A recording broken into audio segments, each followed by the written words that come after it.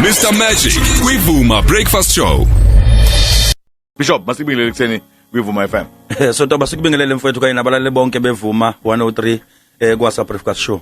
Abantu engihlala nabo mfundisi abantu ababongayo since siqalile imotivation evuma yabasebenzela abanye yabasebenzela kudala bayabonga ukuthi bezwe amagama besebenza. Sithini kusenamhlanje amagama abazowezwa ebesebenza bathi sibonile la isiyakhona sibhekana. So ntoba omkhulu sifuna abantu ukubatshela kubanikeza izinto ezipractical singabanikeza itheory kakhulu ingakho yokuthi ekseni asizile ukuzo impressa kodwa sizo impacta abantu belalele ngaphandle.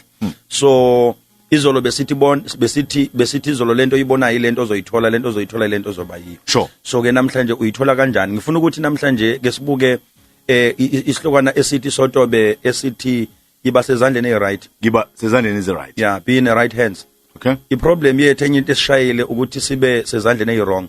Baningi abantu namhlanje impilo yabo ihamba kahle. One person ayimosha yonke impilo yakhe. One person. No sure.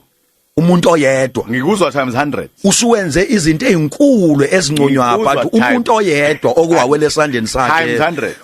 Ayimosha impilo yakho ayimoshe yonke uzofisa ukuyibulala. So ke namhlanje ngizothi ke fanele siqaphele ukuthi ukuziphi izandla. Usaqala unyaka. Ukuziphi izandla. Check izandla okuzona. Check izandla oshayikana nazo. Check izandla ezikubambileyo ngoba izandla ezikubambile zingakwenza ube mkhulu futhi singakwenza ube nothing. Ube mncane uthi mawuphuma ngaphandle umhlaba usabe ngisho uphuma egcekeni la kwakho because of the hands owele ezandleni zaso. Ake sibukeke kulezi insuku sotobe ngifuna nje uma ngikhuluma ukuthi bheka izandla okuzona ngifuna sibuke umsizi. Umsizi into nje encane engana ishibhe kakhulu yabona njengoba kubuyele ezikoleni nje manje kwi stationary umsizi awusali. Zonke izifundiswa ezifundile zidlule emsizini. Zuphathile umsizi. Zafunda ngawo umsizi. Namhlanje bakhuluma isingisi esikhulu. Namhlanje banamagama amakhulu ababizwa ngawo emsebenzini kodwa badlule emsizini. Umsizi, yes. So ke umsizi kunezinto ezinhlanu engizifundile kona sotobe zokhuluma ngale yokuqala namhlanje ethi basezandleni eziright. Umsizi ukuze ube namandla okubhala izinto ezinamandla kufanele kube sesandleni. Phathe ngesandla umsizi. Phathe ngesandla ukwazi ukubhala ungeke esandleni. Number 2 umsizi ukuze sotobe ukwazi ukuba nevalue fanele kudlule kulolweni enye sokhuluma ngayo leyo.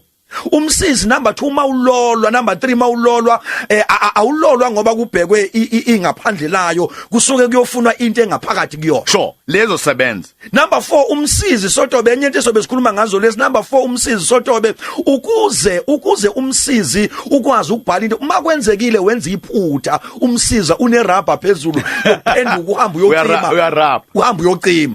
Sizobe sithi ke masikhuluma ngalokho unamandla okucima izinto ozenza izolo.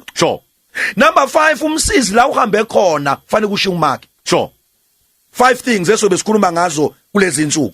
But asibuyeke sithi basezandleni eziright. Umsizi ukuze uyabona onke lamabhilidi akhona zonke izinto ozibona ngamehlo yila uqatsha ngekhona kwaqatshanga ngumsizi umuntu ebhala phansi into eyirafu kanti izophuma isinto enamandla. Abhala phinda rubber azakhipha into okuyiyona yona. Uyabona when you are doing ama proposal akho kunezinto oyifunayo awuqali ngepeni ngoba ipenal rubber kodwa uqala ngumsizi uyibhale phansi lento uyibuka ukuthi izoba right mangibeka kanjena mangimisa kanjena ibusiness lami ngistructure icha kanjena lizoba right na yonke leyo nto ivela emandleni omsizi kodwa umsiza unawo amandla uma ungekho esandleni esiright. Namhlanje ngakho sizothi kumlaleli cinga isandla okuso ukuthi isandla okuso isandla esikubambile isandla ogcinwe kusona ngabe isandla esiright na ngoba kuyenzeka umsizi ukhipha into eyiright esandleni esiright kodwa futhi ungaba dangerous esandleni sengane ungaba dangerous esandleni somuntu wrong. It's very powerful. Isiphi isandla umlaleli akusona ake ngimvezele nje umlaleli ukuthi esandleni seartist umdwebi